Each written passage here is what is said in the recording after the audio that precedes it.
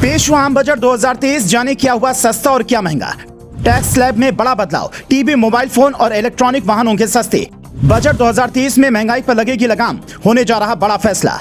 Budget में आम लोगों की निगाहें आमतौर पर इस बात पर रहती हैं कि कौन सी चीजें सस्ती हुई हैं और कौन सी महंगी। सरकार हर साल कुछ चीजों पर कर और आयात शुल्क घटाती और बढ़ाती है। इसका प्रभाव कई चीजों पर पड़ता है। इस बार भी कई चीजें सस्ती और महंगी हुई हैं। निर्मला सीतारमण ने बजट में समाज के प्रत्येक वर्ग का ध्यान रखने की कोशिश की है। 1 फरवरी को संसद में 5वीं बार बजट पेश किया गया। इस दौरान निर्मला सीतारमण ने अलग अलग क्षेत्रों के लिए तमाम बड़े ऐलान किए। शिक्षा, कृषि, रेलवे, पर्यटन, नया इनकम टैक्स स्लैब एवं महिलाओं के लिए बड़े ऐलान किए। वित्त मंत्री ने कहा कि दुनिया ने भारतीय अर्थव्यवस्था को चमकता हुआ सितारा माना है। दुनिया में भारत का कद बढ़ा है। भारतीय अर्थव्यवस्था सही दिशा में चल रही है और सुनहरे भविष्य की ओर अग्रसर है। संसद में बजट भाषण के दौरान वित्त मंत्री ने बताया, हमने कोरोना काल में यह सुनिश्चित किया कि कोई भी भूखा न सोए। सरकार ने 2 लाख करोड़ रुपए खर्च करके हर व्यक्ति को खाद्यान्न सुनिश्चित किया।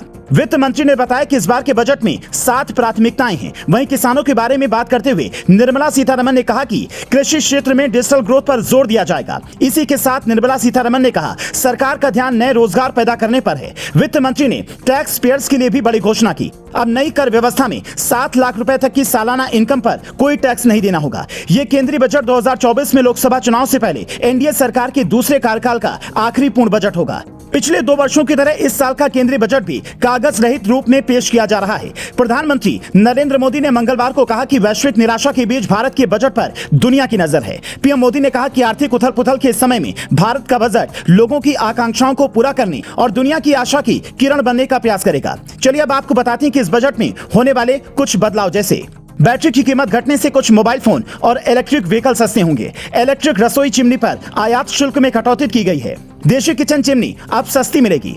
7 लाख तक सालाना कमाने वालों को कोई टैक्स नहीं देना होगा। 9 लाख रुपए सालाना कमाने वाले व्यक्ति को आयकर के रूप में 45,000 रुपए देने होंगे, यानी आय का सिर्फ 5%। सोना, चांदी, प्लेटिनम महंगे होंगे। सिगरेट की कीमत बढ़ेगी। एलईडी टीवी, बायोगैस से जुड़ी चीजें सस्ती होंगी। इलेक्ट्रिक कार की बैटरी सस्ती होगी। इलेक्ट्रिक व्हीकल भी सस्ते होंगे। कुछ मोबाइल फोन और कैमरे के लेंस सस्ते होंगे। बता दें कि वित्त मंत्री निर्मला सीतारमण को बजट पेश करने की कैबिनेट मंजूरी मिलने के बाद वे संसद पहुंच गईं। इससे पहले उन्होंने राष्ट्रपति भवन पहुंचकर राष्ट्रपति द्रौपदी मुर्मू से मुलाकात की थी।